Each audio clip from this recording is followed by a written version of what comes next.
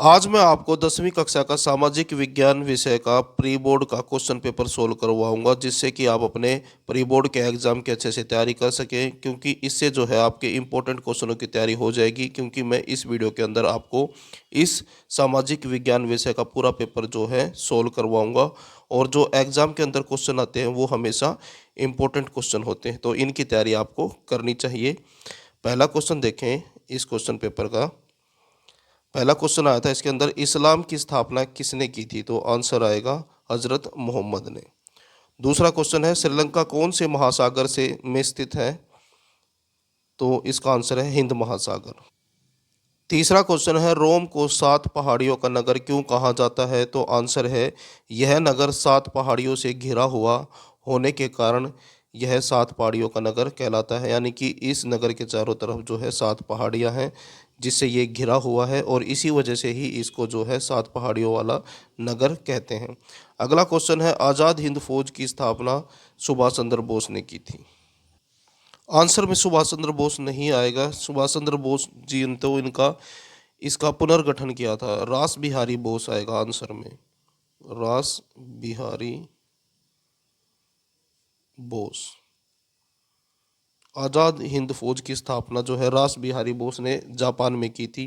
सुभाष चंद्र बोस जी ने तो इसका पुनर्गठन किया था, यानी कि जब ये बिखर गई थी तो इसका पुनर्गठन करने का काम जो है सुभाष चंद्र बोस जी ने किया था।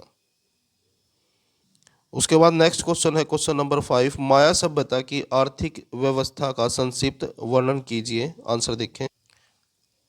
आंसर देखिए, पहला पॉइंट है, माया सभ्यता के लोग कृषि और पशुपालन करते थे। वे गेहूं, जौ, चना आदि फसल उगाते थे तथा गाय और बकरी पालते थे। माया सभ्यता के आर्थिक व्यवस्था के बारे में बताना था, और पहला पॉइंट है ये। उसके बाद दूसरा पॉइंट है, इस सभ्यता के लोग नाव, सूती वस्त्र व तांबे की घंटियां, तलवार व आभूषण भी बनाते थे। तीसरा पॉइंट है, किसानों व साधारण लोगों के घर कच्चे होते थे, जिन्हें ना कहा जाता था। यानी कि जो घर हैं इनको ना के नाम से पुकारा जाता था, कहा जाता था।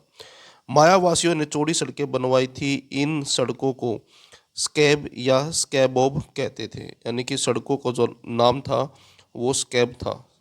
सड़कों को स्कैब कहते थे या फिर स्कैबोब कहते थे। तो ये माया सभ्यता की आर्थिक व्यवस्था का विवरण था। यानी कि वो कृषि करते थे और पशुपालन करते थे, सूती वस्त्र, नाव, घंटियां, तलवार, आभूषण वगैरह बनाते थे।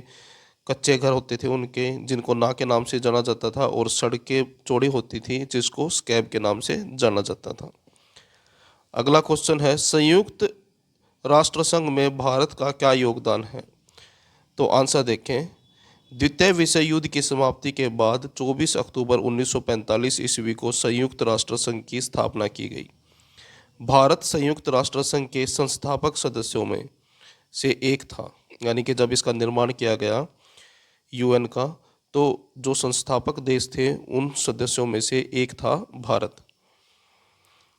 भारत ने हमेशा ही संयुक्त राष्ट्र संघ द्वारा संचालित शांति सेनाओं में अपने सैनिक भेजकर सक्रिय भूमिका निभाई है। यानी कि जो संयुक्त राष्ट्र है यूएन, उसकी जो शांति सेना है, उस शांति सेना के अंदर जो है भारतीय सैनिक भेजे जाते हैं, ताकि वो विदेशों में शांति जो है बनाए रखने के काम में अपनी भूमिका निभा निभा सके।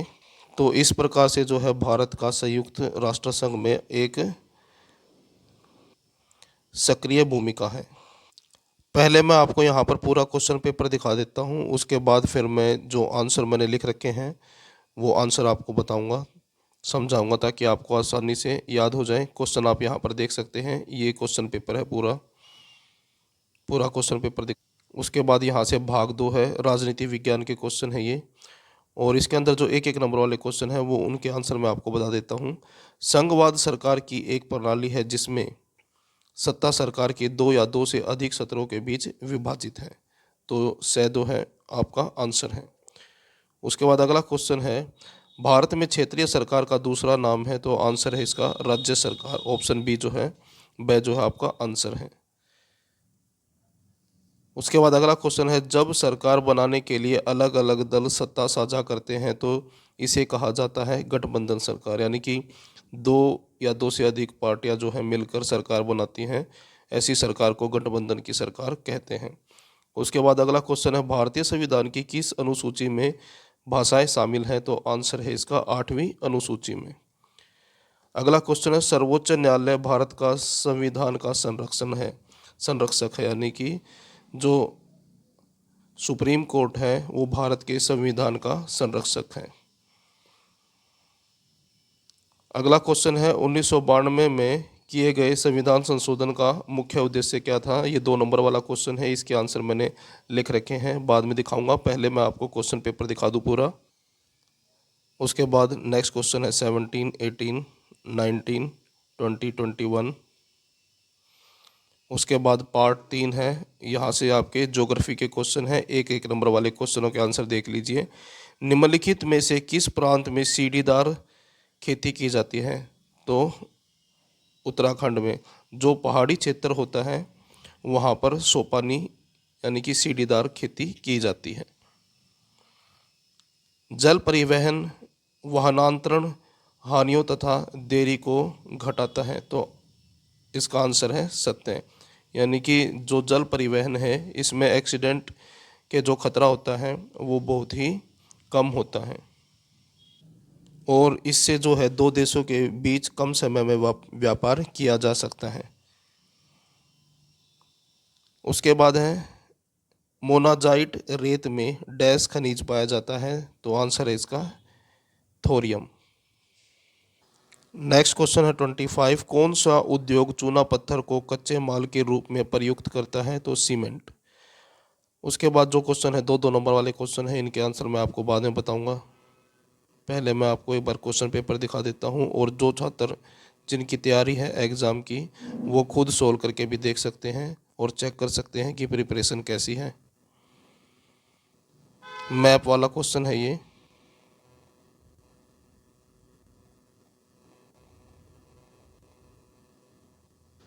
उसके बाद है भाग 4 अर्थशास्त्र के क्वेश्चन है प्रति व्यक्ति आय को इस रूप में भी जाना जाता है, तो प्रति व्यक्ति आय को औसत आय के नाम से भी जाना जाता है, तो ऑप्शन बी जो है आंसर है आपका।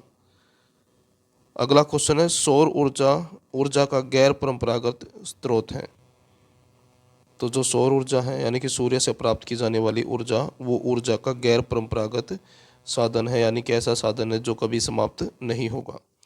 उसके बाद है विश्व उपभोक्ता दिवस 15 मार्च को मनाया जाता है। उसके बाद अगला क्वेश्चन है सतत विकास क्या है? विश्व व्यापार संगठन के 2 मुख्य कार्य लिखिए, इन सब के आंसर मैंने लिखे हुए हैं। तो ये था आपका क्वेश्चन पेपर। अब मैं आपको बाकी बचे हुए क्वेश्चनों के आंसर बताता हूँ।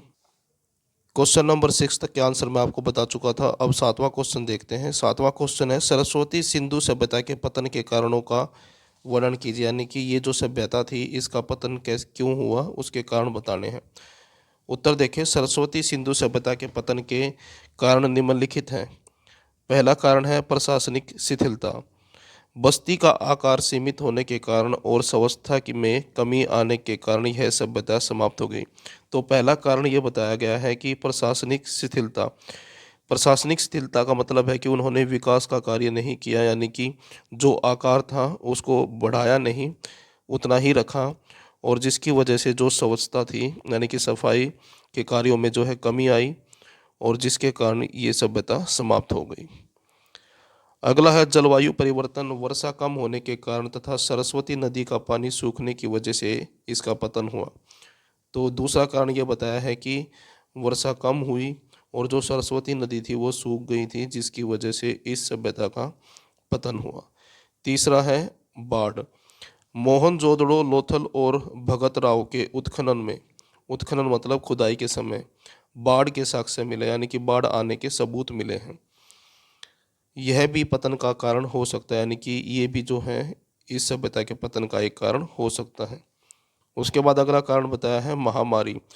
मोहनजोदड़ो से प्राप्त 42 मानव कंकाल के अध्ययन से पता चला है कि उनमें से 41 की मौत मलेरिया से हुई है, यानी कि मोहनजोदड़ो ये जो जगह है यहाँ पर 42 मानव कंकाल मिले थे, और जब इनका अध्ययन किया गया तो ये पता लगा कि 42 में से जो 41 व्यक्ति थे वो मलेरिया की वजह से मरे थे।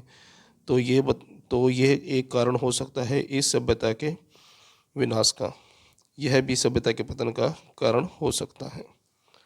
अगला क्वेश्चन है वैदिक साहित्य की संक्षिप्त व्याख्या कीजिए।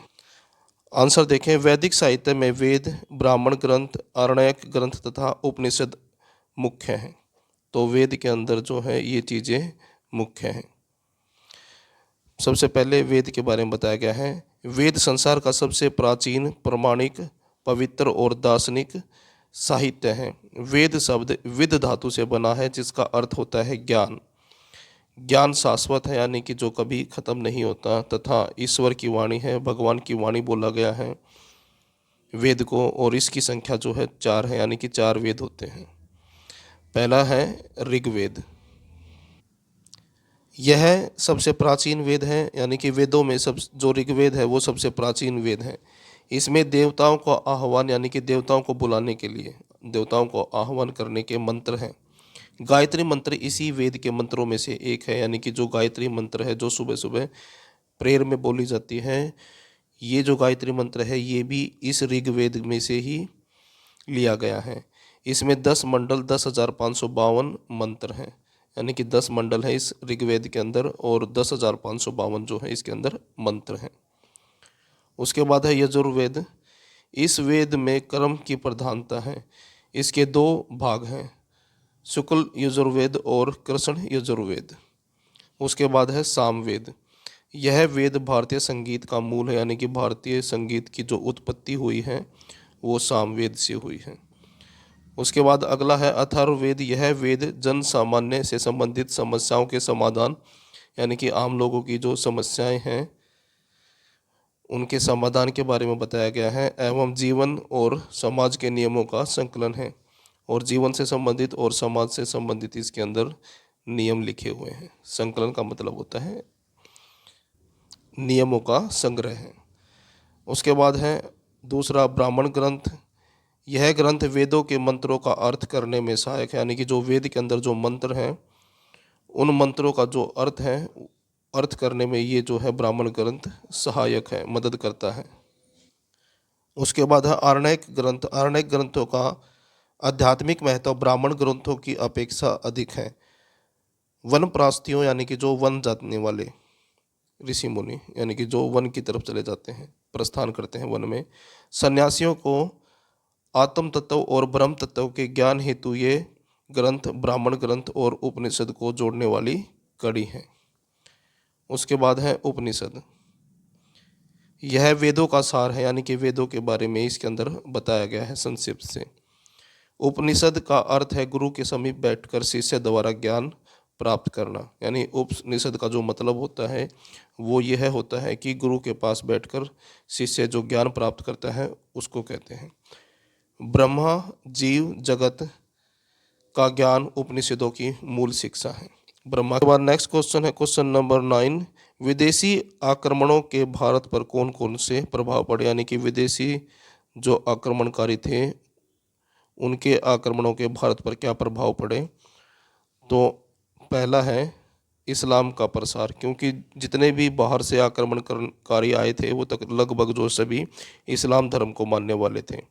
अरबों व तुर्कों में नया धार्मिक जोश था यानी कि जो अरब और तुर्क के जो थे लोग उन्होंने जो भारत के ऊपर अटैक किया वो धर्म को ज़्यादा मानते थे और उन्होंने इस्लाम को फैलाने के लिए ही भारत पर आक्रमण किया था और उन्होंने अपना धर्म यानी कि इस्लाम धर्म था उनका, उसको फैलाने के लिए ही भारत पर आक्रमण किया था ताकि वो भारत के अंदर अपने धर्म का प्रसार कर सके, मतलब फैला सकें। जन धन की हानि यानी कि इससे जो है भारतीयों को जन धन की हानि हुई। गजनवी ने भारत पर 1000 ईस्वी में से 1025 ईस्वी तक अनेक बार आक्रमण किए। यानी कि महमूद जो गजनवी था इसने 1000 से लेकर 1025 तक भारत पर कई बार आक्रमण किए, अटैक किए। नगरकोट, कन्नौज, मथुरा और सोमनाथ से वह अपार संपदा ले जाने में सफल रहा। यानी कि नगरकोट से, कन्नौज से, मथुरा से और सोमनाथ से, इन सभी जगह से वो जो है बहुत ज़्यादा धन संपदा जो है अपने देश में ले जाने में सफल रहा। बहुत सारे लोगों को उसने मौत के घाट उतार दिया और जो भी उसके रास्ते में आया उन सभी को उसने मार दिया। कमज़ोर युद्ध नीति। विदेशी आक्रमणों से यानी कि विदेशियों ने जो भारत के ऊपर अटैक किया, इससे ये चीज़ पता लगी कि भारतीय जो राजा थे उनकी युद्ध नीति बहुत ही कमज़ोर थी। तुर्क आक्रमण के समय भारतीयों की कमज़ोर युद्ध नीति उजागर हुई, यानी कि जब तुर्कों ने आक्रमण किया तो भारतीय राजाओं की जो कमज़ोर युद्ध नीति थी उसके बारे में पता लगा। भारतीय शासक सेना में अधिकांश हाथियों का प्रयोग करते, यानी कि जो भारत के जो राजा थे अपनी सेना के अंदर वो ज़्यादातर हाथियों का प्रयोग करते थे, जबकि तुर्कों के पास आसव सेना थी, यानी कि जो तुर्क थे उनके पास घोड़ों की सेना थी जो मतलब फुर्तीले होते हैं, तेज होते हैं। भारतीयों का सैन्य संगठन कमज़ोर था और जो भारतीयों का सैन्य संगठन था वो भी कमज़ोर था। कला एवं साहित्य को आघात, यानी कि जो विदेशी थे उन्होंने जब आक्रमण किया तो भारतीय जो कला था और जो साहित्य के जो जगह थी उनको उन्होंने नष्ट कर दिया था। गजनवी ने अपने आक्रमणों में थानेश्वर, नगरकोट, मथुरा, कन्नौज, सोमनाथ में इमारतों, धर्मस्थलों और मंदिरों को तोड़ा, यानी कि इन्होंने जो है जो प्रसिद्ध इमारतें थी, प्राचीन इमारतें थी और धर्मस्थल थे और जो मंदिर थे इनको तोड़ दिया। वह अनेक उच्च कोटि के कलाकारों और शिल्पकारों को अपने साथ गजनी ले गया और उन्हें मौत के घाट उतार दिया, यानी कि जो अच्छे कारीगर थे, जो शिल्पकार थे, उनको अपने साथ अपने देश गजनी ले गया और वहाँ जाकर उनको मार दिया। भारत में तुर्क सत्ता की स्थापना, तुर्क आक्रमणों से भारत में तुर्क सत्ता की स्थापना हुई, यानी कि तुर्कों ने भारत पर आक्रमण किया और अपनी सत्ता यहाँ पर स्थापित कर ली। तराइन के दूसरे युद्ध के बाद तो उसने दिल्ली, कन्नौज, अजमेर, मथुरा और गुजरात पर अधिकार कर लिया, यानी कि जो तराइन का दूसरा युद्ध हुआ था उसके बाद दिल्ली, कन्नौज, अजमेर और मथुरा और गुजरात पर इसने अधिकार कर लिया। उसके बाद अगला क्वेश्चन है 16वां क्वेश्चन। 16 क्वेश्चन के अंदर ये पूछा गया था कि 1992 में किए गए संविधान संशोधन, यानी कि संविधान के अंदर जो बदलाव किया गया था उसका मुख्य उद्देश्य क्या था। आंसर देखें, पंचायत संस्थाओं को मजबूत बनाने, यानी कि जो गांव में जो पंचायत होती हैं उनको मजबूत बनाने और उन्हें संवैधानिक दर्जा दिलाने, यानी कि संविधान के अंदर उसको दर्जा दिलाने के लिए 73वां संविधान संशोधन अधिनियम 1992 में संसद द्वारा पारित किया गया, जो 24 अप्रैल 1993 को प्रभाव से लागू हुआ था, यानी कि 24 अप्रैल 1993 को ये पूरे देश के अंदर लागू हो गया था। उसके बाद अगला क्वेश्चन है सामाजिक विभाजन से आप क्या समझते हैं। आंसर देखें, प्रत्येक समाज में लोगों के जन्म, भाषा, जाति, धर्म के आधार पर विभेद होना स्वाभाविक है, यानी कि हर एक समाज के अंदर जन्म के आधार पर, भाषा के आधार पर, जाति के आधार पर और धर्म के आधार पर जो है भेदभाव यानी कि भेद होता है। इन आधारों पर लोग अलग अलग समुदायों से संबंधित हो जाते हैं, यानी कि ये जो आधार है और इससे जो है लोग अलग अलग समुदाय से संबंधित हो जाते हैं, यानी कि अलग अलग समुदाय इनसे बनता है, तो इसी को जो है सामाजिक विभाजन कहा जाता है। भारत में जाति के आधार पर सवर्ण, दलित, पिछड़ी जातियों के समुदाय सामाजिक विभाजन के उदाहरण हैं, यानी कि सवर्ण लोगों का समुदाय, दलितों का, पिछड़ी जातियों का, तो ये जो है उदाहरण है भारत के अंदर सामाजिक विभाजन का, कि भारत के अंदर सामाजिक विभाजन पाया जाता है। नेक्स्ट क्वेश्चन है क्वेश्चन नंबर 19, विकेंद्रीकरण से आप क्या समझते हैं। आंसर देखें, जब केंद्र और राज्य सरकारों से शक्तियां लेकर स्थानीय सरकारों को दी जाती हैं तो इसे सत्ता का विकेंद्रीकरण कहते हैं, और दूसरे शब्दों में शक्तियों का उच्च स्तर से यानी कि हाई लेवल से निम्न स्तर यानी कि लो लेवल पर विभाजन किया जाना विकेंद्रीकरण कहलाता है। तो यहाँ पर यह बताया गया है कि जो केंद्र सरकार है यानी कि दिल्ली की सरकार और जो राज्य सरकार है, इनके पास जो शक्तियाँ हैं, इन शक्तियों को स्थानीय सरकार यानी कि मान लीजिए पंचायत सरकार को दे दी जाए तो उसको जो है सत्ता का विकेंद्रीकरण कहते हैं, यानी कि इसका मतलब होता है हाई लेवल से शक्तियों का निम्न स्तर पर विभाजन, जिसको कि विकेंद्रीकरण कहा जाता है। अगला क्वेश्चन देखें, पारदर्शिता लोकतंत्र की सबसे महत्वपूर्ण विशेषता है, विश्लेषण कीजिए। आंसर देखें, पारदर्शिता को सुशासन के मूल सिद्धांत के रूप में व्यापक रूप से मान्यता प्राप्त है। पारदर्शिता को इस तरह से समझ लीजिए कि आपको सरकार द्वारा लिए गए जो निर्णय हैं उन निर्णयों के बारे में सही से जानकारी प्राप्त हो जाए कि किस प्रकार जो है सरकार ने निर्णय लिए हैं, यानी कि जिसमें आम लोगों को पास भी जानकारी हो, उसको जो है पारदर्शिता कहते हैं। तो यही चीज़ यहाँ पर बताई है। पारदर्शिता को सुशासन यानी कि अच्छे शासन के मूल सिद्धांत के रूप में व्यापक रूप से मान्यता प्राप्त है, यानी कि इसको सुशासन के लिए मूल सिद्धांत माना गया है। पारदर्शिता का अर्थ है जानकारी साझा करना, यानी कि इसका मतलब है कि जो जानकारी है वो साझा करना लोगों के साथ और खुले तरीके से कार्य करना। पारदर्शिता को बढ़ावा देने में सूचना तक निःशुल्क पहुंच एक प्रमुख तत्व है, यानी कि पारदर्शिता को बढ़ावा देने के लिए सूचना तक पहुंच, यानी कि सूचना मिलने का जो तरीके हैं वो निःशुल्क होने चाहिए, यानी कि उसके लिए कोई पैसा नहीं लगना चाहिए। और ये जो है एक प्रमुख तत्व बताया गया है, यानी कि कोई भी सूचना अगर आम नागरिक जो है जानना चाहता है तो उसके लिए कोई भी शुल्क ना लिया जाए। इससे पारदर्शिता को बढ़ावा मिलता है। अगला क्वेश्चन है, राजनीतिक दलों को किन किन चुनौतियों का सामना करना पड़ता है? आंसर देखें। आजकल राजनीतिक दलों के सामने निम्नलिखित चुनौतियां हैं। पहला पॉइंट है आंतरिक लोकतंत्र की कमी, यानी कि राजनीतिक दलों के अंदर आंतरिक लोकतंत्र की कमी पाई जाती है। दलों के सामने पहली चुनौती दलों के भीतर आंतरिक लोकतंत्र का न होना। सारे विश्व में यह प्रवृत्ति बन गई है कि सारी शक्ति एक या कुछ एक नेताओं के हाथ में सिमट जाती हैं। पार्टी के नाम पर सारे निर्णय लेने का अधिकार उस पार्टी के नेता हथिया लेते हैं, यानी कि यहाँ पर यह बताया गया है कि जो जो निर्णय लिए जाते हैं वो किसी एक व्यक्ति या कुछ नेताओं के द्वारा लिए जाते हैं, क्योंकि सारी पावर उनके हाथ ही होती है। तो जो लोकतंत्र है उसकी कमी हो जाती है पार्टियों के अंदर, क्योंकि फैसले जो है सभी की सम्मति के बगैर लिए जाते हैं। अगला है वंशवाद की चुनौती। किसी भी दल के प्रभावशाली नेता अपने वंश के लोगों को आगे बढ़ाने का प्रयत्न करते हैं, यानी कि जो पार्टी के अंदर जो प्रभावशाली नेता है यानी कि बड़े नेता हैं वो अपने ही बेटों को या फिर बेटियों को ही आगे बढ़ाते हैं, यानी कि बड़े पदों पर नियुक्त करते हैं। प्रत्येक दलों में एक ही परिवार के लोग सिर्फ पदों पर शीर्ष शीर्ष आएगा यहाँ पर, सिर्फ नहीं शीर्ष यानी कि बड़े पदों पर कब्जा जमाए रहते हैं। इससे अनुभवहीन और बिना जनाधार वाले लोग ताकत वाले पदों पर आसीन हो जाते हैं, और इस वजह से जिनको अनुभव नहीं है, एक्सपीरियंस नहीं है और जिनके पास जन आधार नहीं, यानी कि लोग भी उनको नहीं फॉलो करते हैं, ऐसे लोगों के पास जो है ताकत चली जाती है और उसका कारण है वंशवाद। और अगला क्वेश्चन है पैसा और अपराधी प्रवृत्ति के लोग।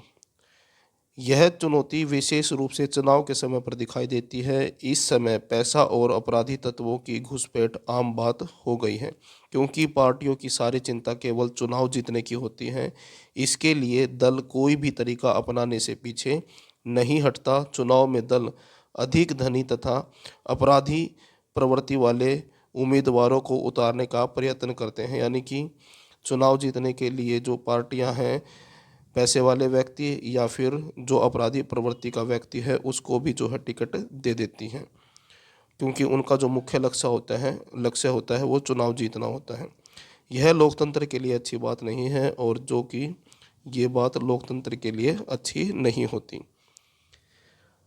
अगला क्वेश्चन देखिए, भारत में किन्हीं दो खाद्य फसलों के नाम उनके उत्पादक राज्यों के साथ लिखिए। तो आंसर है चावल। चावल जो है पश्चिम बंगाल में, उड़ीसा में और तमिलनाडु में होता है। उसके बाद गेहूं जो है पंजाब, हरियाणा और उत्तर प्रदेश में होता है।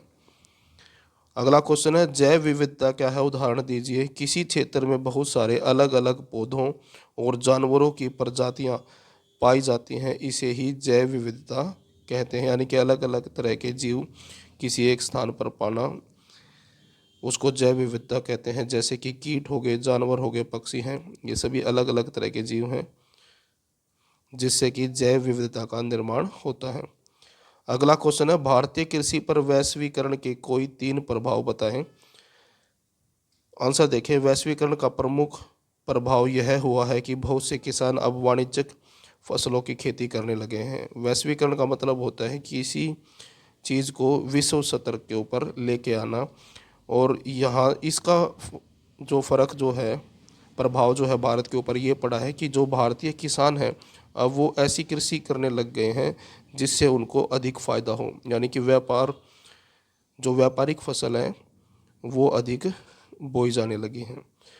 उसके बाद है ढांचागत सुधार, प्रौद्योगिकी परिवर्तन, बाजार सुविधा, क्रेडिट का विस्तार आदि के कारण आधुनिक निवेशों में वृद्धि हुई, यानी कि कृषि के अंदर जो निवेश है वो बढ़ा है, जिसका कारण ये है कि जो कृषि का जो ढांचा है उसके अंदर सुधार हुआ है, जो तकनीक है उसके अंदर भी परिवर्तन आया है, नई टेक्नोलॉजी आई है, बाज़ार जो है आसानी से उपलब्ध हैं, और जो है पैसे भी जो है कर्ज के तौर पर आसानी से मिल जाते हैं।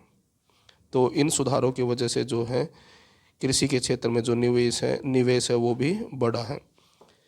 अगला पॉइंट है हरित क्रांति, श्वेत क्रांति, पीली क्रांति और नीली क्रांति के परिणाम स्वरूप खाद्यान्न, दुग्ध, तिलहन और मछली तथा मत्स्य उत्पादों में वृद्धि हुई, यानी कि इन सभी क्रांतियों की वजह से जो है जो खाद्य पदार्थ हैं, जो दुग्ध हैं और तिलहन है और जो मछली है और मछली से बने उत्पाद हैं, प्रोडक्ट हैं, उनकी जो है वृद्धि हुई है, यानी कि उत्पादन जो है बढ़ा है। उसके बाद अगला क्वेश्चन है क्वेश्चन नंबर 29, गैर परंपरागत ऊर्जा स्रोतों के नाम बताएं, यानी कि ऐसी ऊर्जा स्रोत मतलब जहाँ से ऊर्जा प्राप्त हो और जो गैर परंपरागत हो, यानी कि जिसके ऐसी ऊर्जा जिसके लिए पेट्रोल, डीजल या फिर कोयले का उपयोग ना हो, ऐसी ऊर्जा जो कभी समाप्त नहीं हो, उसको जो है गैर परंपरागत ऊर्जा कहते हैं। तथा भारत में सौर ऊर्जा का भविष्य उज्जवल है, स्पष्ट कीजिए। और भारत के अंदर जो सौर ऊर्जा है उसका भविष्य उज्जवल है, इसके बारे में बताना है। आंसर देखें, जल विद्युत, सौर ऊर्जा, पवन ऊर्जा, भूतापीय ऊर्जा और ज्वारीय ऊर्जा ऊर्जा के गैर परंपरागत स्रोत हैं, यानी कि ये सभी ऐसे स्रोत हैं जो कभी समाप्त नहीं होंगे, और इन सब का प्रयोग जो है ऊर्जा निर्माण के लिए, ऊर्जा बनाने के लिए प्रयोग किया जाता है। निम्नलिखित कारणों से भारत में सौर ऊर्जा का भविष्य उज्जवल है, यानी कि यहाँ नीचे कारण बताए हैं जिसकी वजह से भारत के अंदर सौर ऊर्जा का जो भविष्य है, यानी कि भविष्य के अंदर सौर ऊर्जा का जो निर्माण है वो उज्जवल है, अच्छा है। पहला कारण है भारत में प्रचुर मात्रा में सौर ऊर्जा उपलब्ध है क्योंकि देश के अधिकांश भागों में तेज धूप प्राप्त होती है, यानी कि भारत जो है एक ऐसा देश है जहाँ पर लगभग सारा साल जो है सूर्य का प्रकाश मिलता है, यानी कि धूप निकली रहती है।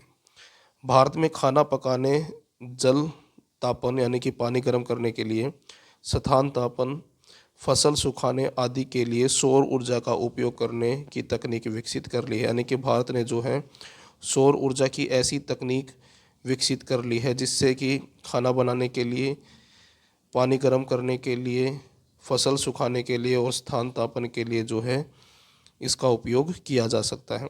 भारत एक उष्णकटिबंधीय देश है और इसी वजह से भारत में जो है लगभग सारा साल सूरज निकला रहता है। यह ऊर्जा का प्रचुर, अक्षय और सार्वभौमिक स्रोत है। प्रचुर मतलब कभी ना ख़त्म हो, और अक्षय का मतलब भी यही होता है, और सार्वभौमिक जो सभी जगह उपलब्ध हो, ये ऊर्जा का ऐसा स्रोत है। और ये प्रदूषण मुक्त भी है, यानी कि इससे जो है सौर ऊर्जा से प्रदूषण भी नहीं होता। नेक्स्ट क्वेश्चन है 34, सतत विकास क्या होता है। आंसर देखें, पर्यावरण को नुकसान पहुंचाए बिना और भावी पीढ़ियों की आवश्यकताओं को ध्यान में रखते हुए संसाधनों का बुद्धिमानी से प्रयोग करना सतत विकास कहलाता है।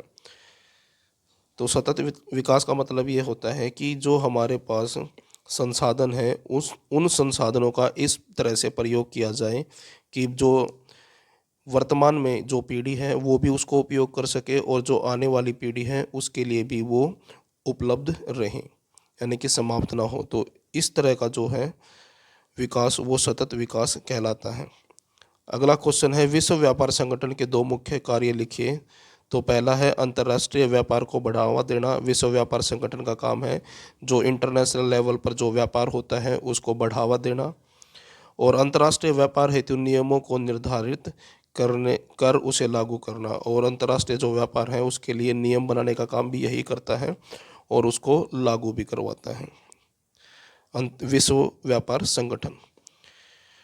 उसके बाद अगला क्वेश्चन है क्वेश्चन नंबर 36, उपभोक्ता जागरूकता पर संक्षिप्त टिप्पणी लिखिए। उपभोक्ता का अपने लाभ तथा हानि के प्रति जागरूक रहना उपभोक्ता जागरूकता कहलाती है। यानी उपभोक्ता यानी कि ग्राहक को अपने लाभ और हानि के प्रति जो है जागरूक होना चाहिए, यानी कि उसे जानकारी होनी चाहिए। और ऐसे जो जानकार व्यक्ति हैं वही जागरूक उपभोक्ता कहलाते हैं। उपभोक्ता को दुकानदारों, वितरकों और उत्पादों से बचाने के लिए उसका जागरूक होना आवश्यक है। यानी कि यहाँ पर यह बताया गया है कि जो उपभोक्ता है यानी कि जो ग्राहक है वो दुकानदारों से, वितरकों यानी कि जो वितरण का काम करते हैं, बांटने का काम करते हैं, और जो उत्पाद हैं इनसे बचने के लिए उसको जागरूक होना आवश्यक है। यानी कि अगर बचाने नहीं, यहाँ पर बचने आएगा, बचने के लिए उसका जागरूक होना ज़रूरी है। क्योंकि जो जागरूक होगा उसको ना तो दुकानदार ना ही जो माल वितरण करता है और जो उत्पाद है उसको ठग नहीं पाएंगे। यही चीज़ आगे लिखी हुई है, जागरूक होने पर उपभोक्ता को ठगा नहीं जाएगा। यानी कि जो ग्राहक है अगर वो जागरूक होगा तो वो ठगा नहीं जाएगा। अगला क्वेश्चन है, वैश्वीकरण की प्रक्रिया में बहुराष्ट्रीय कंपनियों की क्या भूमिका है। नेक्स्ट क्वेश्चन है, वैश्वीकरण की प्रक्रिया में बहुराष्ट्रीय कंपनियों की क्या भूमिका है। यानी कि जो इंटरनेशनल कंपनियां हैं वैश्वीकरण के लिए कैसे जिम्मेदार है, यानी कि क्या भूमिका निभाती हैं वो। आंसर देखें, वैश्वीकरण की प्रक्रिया में बहुराष्ट्रीय कंपनियां बहुत महत्वपूर्ण भूमिका निभाती हैं। वे दूर दराज के स्थानों में स्थित बाजारों के एकीकरण के लिए स्थानीय और छोटे उत्पादकों के साथ घनिष्ठ सहयोग करती हैं। यानी कि ऐसे दूर दराज के जो देश हैं और जो वहाँ पर जो मार्केट है, बाज़ार है, वहाँ पर उनके एकीकरण करने के लिए और जो स्थानीय और छोटे उत्पादक हैं उनके एकीकरण के लिए उनके साथ अंतर्राष्ट्रीय कंपनियां जो सहयोग करती हैं। उनकी भूमिका और प्रयास वैश्विक निवेश को बढ़ावा देकर अंतर्राष्ट्रीय संबंधों को बेहतर बनाते हैं। यानी कि जो अंतर्राष्ट्रीय कंपनियां हैं उनकी इस भूमिका के वजह से जो है अंतर्राष्ट्रीय संबंध यानी कि दो देशों के बीच जो संबंध हैं वो अच्छे होते हैं। वैश्वीकरण की प्रक्रिया में बहुराष्ट्रीय कंपनियों की भूमिका इस प्रकार है। पहला है, बहुराष्ट्रीय कंपनियां सस्ते श्रम और अन्य संसाधनों वाले क्षेत्रों में उत्पादन कार्यालय और कारखाने स्थापित करती हैं। जो इंटरनेशनल कंपनियां हैं वो ऐसे देश के अंदर अपने जो है कारखाने स्थापित करती हैं जहां पर सस्ते में जो है श्रम मिल जाए, यानी कि मजदूर मिल जाए, और वहाँ पर संसाधन भी जो है उपलब्ध हों। तो ऐसे जगह पर यानी कि ऐसे देशों के अंदर जो अंतर्राष्ट्रीय कंपनियां हैं वो अपने कारखाने स्थापित करती हैं। बहुराष्ट्रीय कंपनियां कभी कभी दुनिया भर के स्थानीय व्यापार के सहयोग से विनिर्माण स्थापित करती हैं। यानी कि जो इंटरनेशनल कंपनियां हैं कभी कभी दुनिया भर के स्थानीय व्यवसाय के सहयोग से, यानी कि जो जिस देश की जो लोकल जो कंपनियां हैं उनके साथ सहयोग करके विनिर्माण का कार्य करती हैं, यानी कि उत्पादन का कार्य करती हैं। ऐसे सहयोगी विनिर्माण से स्थानीय कंपनियों को दो तरह के लाभ होते हैं, और इस तरह से सहयोग करके जो उत्पादन किया जाता है, विनिर्माण किया जाता है, उससे जो लोकल कंपनियां हैं उस देश की उनको दो तरह के फ़ायदे होते हैं। एक तो उनको पैसा मिल जाता है और दूसरा उनका जो है नवीकरण, जो नई टेक्नोलॉजी है वो उनको मिल जाती है। यही चीज़ आगे लिख रखी है। सबसे पहले बहुराष्ट्रीय कंपनियां उत्पादन की गति बढ़ाने के लिए अतिरिक्त व्यय के लिए धन का योगदान कर सकती हैं। यानी कि सबसे पहला कारण ये बताया है कि जो इंटरनेशनल कंपनियां हैं उत्पादन की गति बढ़ाने के लिए, यानी कि जल्दी जल्दी उत्पादन हो, इसके लिए जो है वो एक्स्ट्रा पैसे जो है का योगदान कर सकते हैं, यानी कि अतिरिक्त धन के लिए धन का योगदान कर सकते हैं। यानी कि जो अतिरिक्त खर्चे हैं कंपनी के उसके लिए जो इंटरनेशनल कंपनियां हैं वो धन का योगदान कर सकती हैं, यानी कि वो पैसा दे सकती हैं। दूसरा, बहुराष्ट्रीय कंपनियां उत्पादन के विस्तार और सुधार के लिए नवीनतम तकनीक प्रदान कर सकते हैं। यानी कि जो इंटरनेशनल कंपनी है, लोकल कंपनी को उसके अंदर सुधार लाने के लिए नई नई तकनीक का जो है उसको नई नई तकनीक उसको प्रदान कर सकती है, दे सकती है। जो यहाँ पर जो दो बातें बताई गई है वो दोनों बातें ये हैं कि लोकल कंपनी को इंटरनेशनल कंपनी से अपने व्यापार को बढ़ाने के लिए पैसा मिल जाता है, और लोकल कंपनी को जो इंटरनेशनल कंपनी से जो नई टेक्नोलॉजी है वो मिल जाती है। उसके बाद तीसरा पॉइंट है, कई बहुराष्ट्रीय कंपनियां इतनी बड़ी हैं कि उनकी संपत्ति कुछ अविकसित देशों के पूरे बजट से अधिक है। यानी कि जो ऐसी इंटरनेशनल कंपनियां भी हैं जिनके पास कुछ देशों की जो बजट है उससे भी अधिक पैसा होता है। यही कारण है कि वे उत्पादन बढ़ाने के लिए स्थानीय व्यवसायों का अधिग्रहण करते हैं। तो इसी वजह से जो है ना वो क्या करते हैं, उस देश के अंदर जो लोकल कंपनियां हैं उसको खरीद लेते हैं, जिससे कि वो अपने उत्पादन को बढ़ा सकें। अगला पॉइंट है, बहुराष्ट्रीय कंपनियां उभरते देशों में छोटे व्यवसायों को ऑर्डर देकर उत्पादन पर नियंत्रण स्थापित करती हैं। अगला पॉइंट है, वह बेहतर तकनीकी प्रसारण के लिए प्लेटफॉर्म के रूप में कार्य करते हैं। विज्ञान के विस्तार और मानव संसाधनों के विकास में योगदान देते हैं।